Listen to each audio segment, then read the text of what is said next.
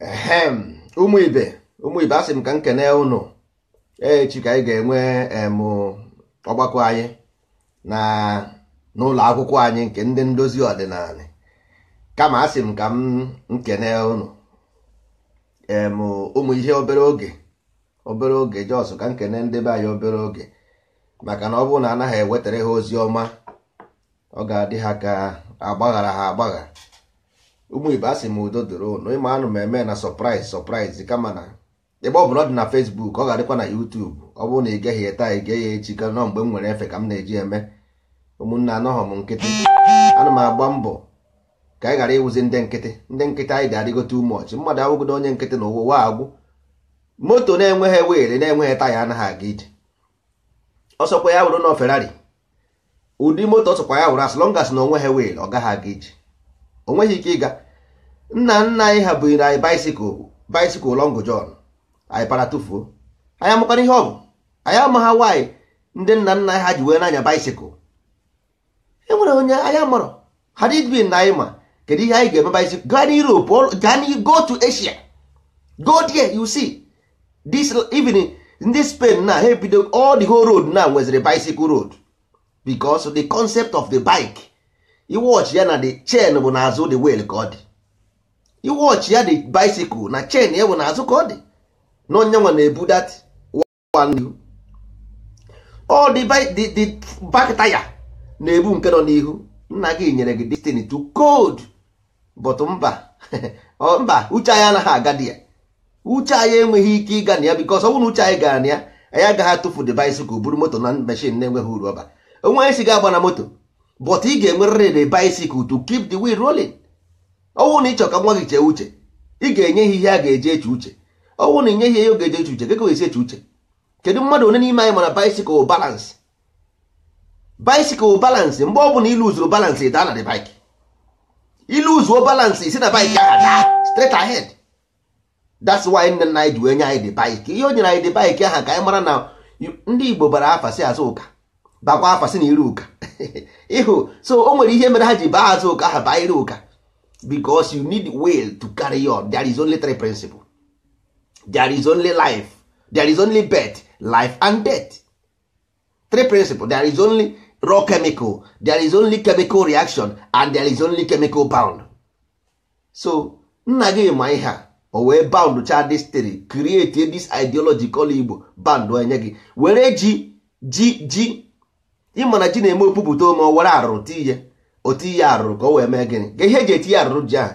Nna gị esikwa gị ife otinye ji aha bụkwara arụrụ ahụ n'ime ọhịa o were eje na ya dosa ya maka afọ ọzọ ị ga-akọkwa ji.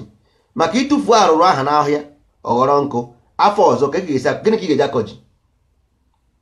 Ọwụ na ịtụfuo dị arụrụ ka ị ga-esi akọ ji. Ihe ahụ just go there and telling you how life work.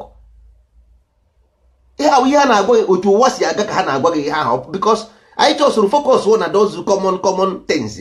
Chefuo na ihe ahụ just they are telling us how this life work. Ọwụ na ịtụfuo ihe eji wee mee gị Igbo because Igbo abụrụ just a tribe. No, onye ọbụla gwa gị this thing deceiving you. Ọ bụrụ eziokwu. That that's four letters Igbo is encoded on ideology. Or an ideology to rule. Ịhapụ ya, ịrapụ the ideology, kparazie empty name na akpagharị empty name. Ahụ m onye Igbo, kedu the will to carry on? Where is the will to carry on? Where is the will to carry on? Ina Igbo ahụ m onye Igbo nọ nso ejiri ka and so what? Gịnị mezie? Where is the way to carry on? Nna gị bunyere gị bicycle that you needed a will to carry on. This an ideology. Igbo is an ideology for your will to carry on. Life never ends as long as women give birth. Life continue. So only if Igbo have to continue, it must be an ideology to guide it. Simple as ABCD. Nna uche ebe ka uche anyị jere. Where did our sense went to? Ndị nọ n'ụlọ ụka nwere onye so na nọ n'ụlọ ụka, but ụlọ ụka abụrụ na ideology of will to carry on. That is not. Ọ bụrụ a will because ndị kere ụka ha na onwe ha for them is a will to carry on. But ngụnwa you are not trained because father dị iche from the governance. So Father is not governing. Father anaghị decide how things work in your village. No, father sị n'ụlọ ụka ka ọ na-anara ego, pastor n'ụlọ ụka na-anara ego. So who decide what happens in your society? Who? Ndị ichie enwere information because ndị ahụ ndị British tinyere ha 1900, so they have no information. So who is the onye who could onye ọ bụ in your society? In your society, because when you have a newborn baby, this newborn baby is chemical in passive motion because o nwere ihe dị ya n'ime. Ọ bụ ngụnwa, this chemical, once you touch the chemical, it produces chemical reaction. This reaction will always leading to bound. So ọ bụrụ na change this chemical reaction, this chemical ga bound. Kedu ebe ọ bound? Nna gị esi gị igwe bụ ike. Igwe bụ ike abụrụ na onye ọbụla si ebe o si pụta agbakọ ọnụ. 1,001 million people na-enwero anything to that is the mass unity. That is igwe iweta igwe weta nekwe ihe plastic big iweta iron weta this thing gafụ na iron ka strong karịa this thing. All depend na chemical iji wee band all this thing. The chemical iji wee band the material used to bound it. That is ya na-ekwu maka ọ bụrụ just having 1 million people with no ideology. O nwere isi. Igwe bụ ike abụrụ just carry human being na-akpagharị mba. Igwe bụ ike bụ igwe na-ege ntị. Ndị be anyị kpọrọ bicycle igwe. Kedu ihe nna nna anyị wee kpọ ya igwe? Nna nna anyị kpọrọ ya igwe for reason. Because all will ọ bụ dat na anya anya ka a na-ekwu maka ọ bụrụ about that iron ahụ bụ. Because the iron ọ bụ something make it iron. Kedu ihe mere iron? Kedu ihe mere iron? Something make it iron. Just bụrụ iron. All because of the mass unit nọ n'ime the matter, the kind of chemical bond nọ n'ime mere iron o ji wee sie ike. Nna gị wee were eme igwe bụ ike wee si gị ọha wụ chemical bound. Ọ bụrụ just everybody is chemical bound. Igbo na-use the language. They use the language to code words. Ọ sị gị ọha nwa ọha ọnwa ọra because ọ na-agwa gị about bounding. The mind you see is chemical reaction. Whether you chọrọ ma ịchọghọ, ndị na-ete isi a na-akpọrọ ya, ndị ụka akpọrọ ya, ndị Judaism akpọrọ ya because it's a chemical reaction. Then go towards their desire. So ọ bụrụ na ị chọrọ inwe Igbo as a society, you must know the three principles to create from zero. That nwa ọbụla amụrụ ọfụ ime indoctrinate. After indoctrination, you see the chemical reaction change. Ọ bụrụ onye Igbo automatically ebe ọ bụla ọ ga-defend onye Igbo. Ọ bụrụ jos mmadụ agaghị apụtasị ya bụ onye Igbo abịfe ịmara ihe na-eme ọ nara ego ree gị because ọ bụrụ onye Igbo. Kedu ihe mere ya Igbo? Ndị Igbo na-eme apụta ekwe akụ azụ aka kpa. Kedu ihe mere eji akụ azụ aka ịta ahụ? Ụnụ na-ajụkwa onwe unu ajụjụ. Unu na-eme something na ha ajụ onwe unu. Kedu ihe mere ndị eze ọgwa ndị eze fake ahụ ha bụ fake anyway, but ha na-eme ha chere ihe ha na-eme ha amakwaghị ihe ọ bụ. Kedu ihe ha na-eji akụ azụ aka ahụ 1 2 akụchie with aka ịnọ? Kedu ihe mere ụmụ every month ha na-egbu ọkụkọ? Ụmụ nwaanyị nature gwara gị agwa sị gị ihe ọbụla baghara 5 is dead. Is dead. But na Africa ndị unu na-asị ndị eda ndị akarịgo 50 years. Ọnwa agwụ is 50 is dead. Nwaanyị na 15 years 50 years ọkwụsị igbu ọkụkọ. 50 years nwaanyị egbudebe ọkụkọ. That is to tell you that the thought process onye ọbụla karịghara that 50 years the thought process cease to produce. Ihe ọ na compress to descend. Mana ọ na Africa asị na Africa ka ọ ga-eme iru okenye weta anụ ọsị okenye na-ata anụ ụmụazị anaghị ata anụ ọ tụpụrụ oke. Mana onye okenye aha na-ata anụ a ọ ga-ebu cholesterol buru high blood pressure all the whole diseases ọ ga-ebu ya. Mana ọ sị mba nwoke na okenye na-ata ike ọkụkọ ụmụ nwoke na-ata ụkwụ ọkụkọ. Ọ tụpụrụ anụ tapịa arụrụ ala. Onye ọbụla karịghara 50 years nwanne nwere ebe ọ na-eje because 5 bụ ọ bụghị nwa anaghị make it up because nature says. Because mgbe ahụ ọwụ ndị develop goro idevelop go ha they have been developed. So ihe a nọzi to compress the information. So onye develop ha develop ruru 50 years ka ị na-achọ ka ị hapụ ka ọ chịa gị. Kedu the concept ọ ga-eji achị gị? Because after 50 years the mind begin to compress. that's why ebe ọ bụ na ị ga-eje ị ga na akwụkwọ ndị ụka ị ga-afụ ya everywhere 40 years Moses 40 they went to spy this place for 40 years do this Jesus Christ temptation 40 years that is pure. They are telling you how life work because 49 count 49 years now. Okay, 4 plus 9 equals to 13. 1 plus 4 1 plus 3 equals to 4. So the once you are 50, that is the end of the story. The thought process is stop producing. So ị na-agwazi ya, that's why you just mpụnụ ịgwa mpụnụ na ị na-eje ndozi ọdịnala ọ sị gị jide ka egbuo ọkpọ ndị fada ọkpọ fada kpọọ pastọ si jee jide gị. You know why? Because his mind don't understand ihe na-ekwu. That is why the president, the governors will not let you rule because ha na-aghọta ihe a na-akọ. They don't understand what you're saying because their mind did not develop before the 40. They are after 40. This is natural principle. Nature tells you woman study women body because that is where everything lives. Because every father is born by a woman. Every father every father is being born by a woman. So study the female body, then you know the nature. Study female body, you know the natural principle. So 50 years the women stop igbu ọla ọkụkọ. Ihe ọ na-agwa gị thought process stop producing. Ha anaghị produce only ovu. Ha anaghịzi amụ nwa. That means no more thought process because women mụrụ gị. So anything ọbụla birth by a woman must follow the same principle. So ọ bụrụ na ị develop ọsọkwa gị na-akpọ elder our elders of what? Elders from protocol. Elders of protocol. Elders of protocol ọ ihe wee elders ọ bụrụ elders with no protocol. Your problem today abụrụ ndị bịara abịa ọ nne gị na nna gị na your government. Your nne gị na nna gị is your elders is your problem. The youth, your elder is your problem, nothing more, nothing else, because their mind is not developed, is not programmed. There is no program running the system. So can they protect? They are protecting the program in their brain, but from who? The program can they protect? Okay, mpụnụ ga-akpọ gị na phone ọ sị na ya na-afụ ihe na-post na Facebook na ị na-akụzi maka ụka, ị na-ekwuzi against ụka, ịbago na ajọ mmụọ na ihe nke a na-emezi nke a na-emezi nke a na-emezi your father. Mana ọkwa this man kpọ gị jụọ ụka tinye gị na problem all the whole onye he gị no good education, nothing, no inheritance, nothing.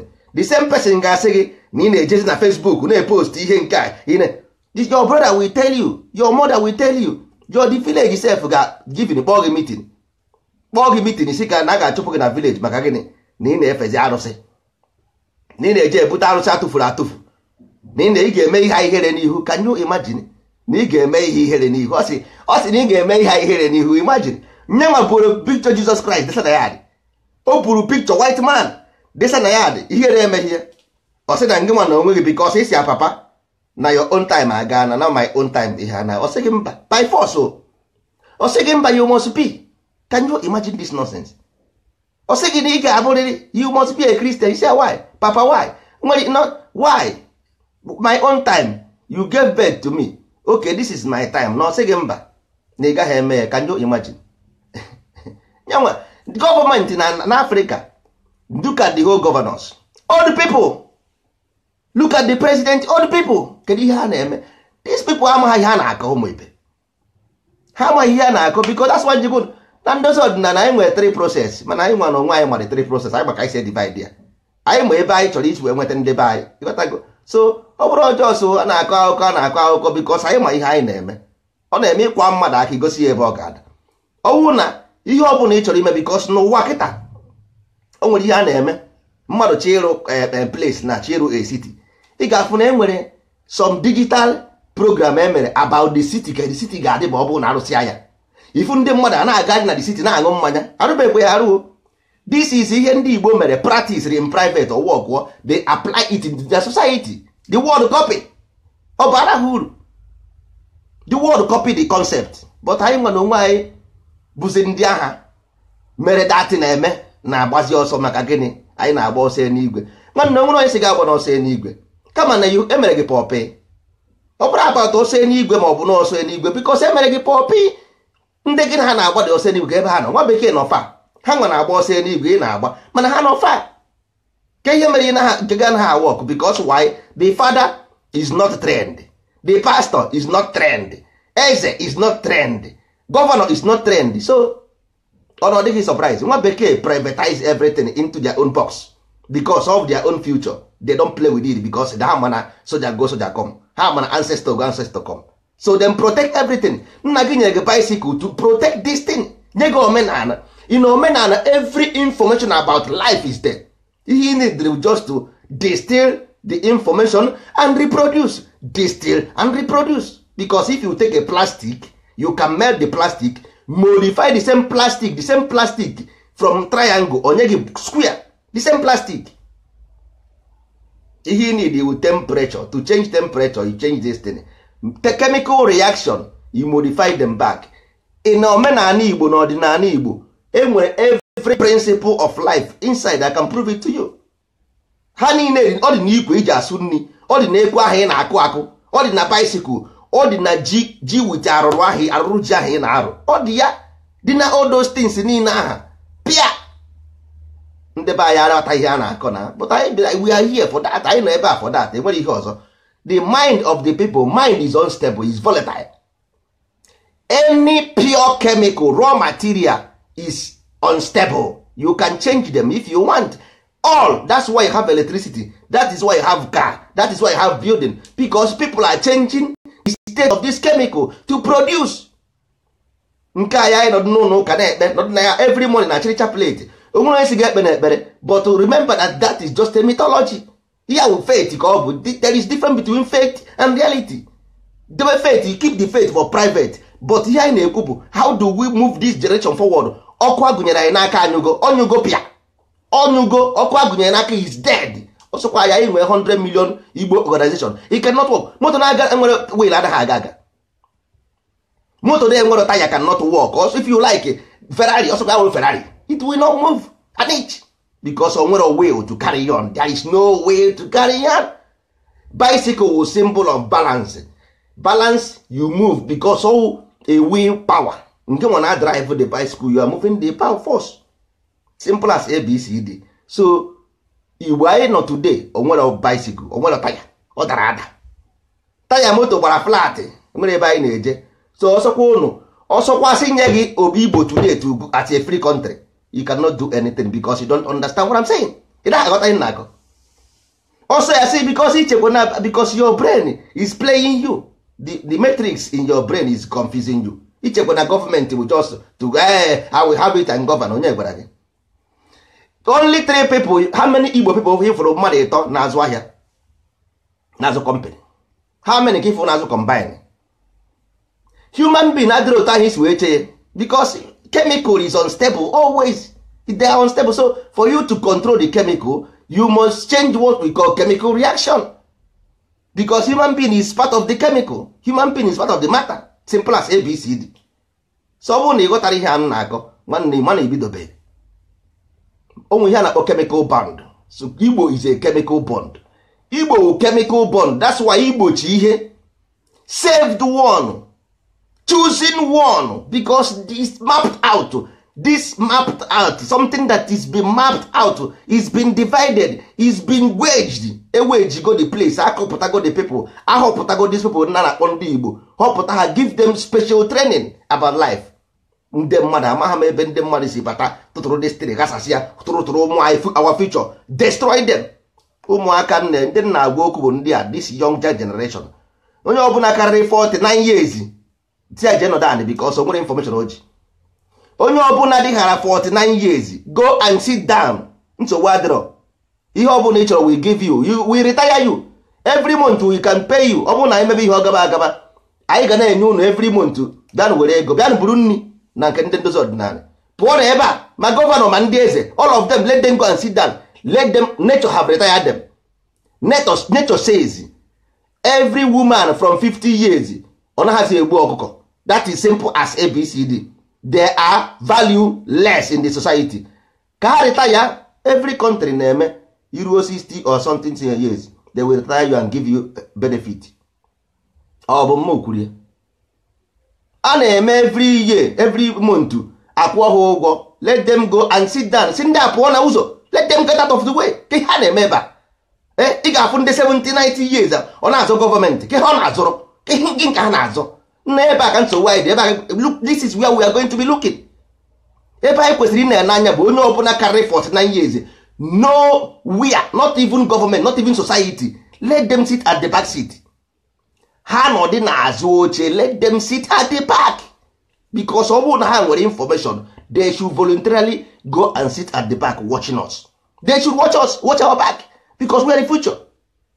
Ha ga nọ n'ihu mmadụ na-ebu nna ya ụzọ ndị ọbara. They should stay at the back na watch anyị, because anyị na-aga n'iru, anyị nwa bụ iru, ha nwa bụ eri, anyị nwa bụ nri. Anyị nwa bụ nri, ha nwa bụ eri. So they should stay at the back, we stay at the front. That is the symbol of Ikenga. Mba, ha agaghị eme ya. Nwanne ya bụ ndozi ọdịnala. Anyị mesịa ya kwube ebe a ka anyị ga-agwa ndị be anyị na ndị Igbo dịbara gbuo, Igbo dịbara gbuo. The first concept of three principle Amadioha ọwụ ndị Igbo create rie before onye ọbụla ewere ihe wee na-achị ụwa niile, ihe niile a na-achị ụwa niile, a na-achị ụwa niile, ọwụ ndị Igbo created the concept and we are here to lay it bare. Anyị nwa bịakwara ebe a to lay the foundation back. Onye a chọrọ ya bụrụ ngwongwo ya na Israel. Udo dịrị ụnụ.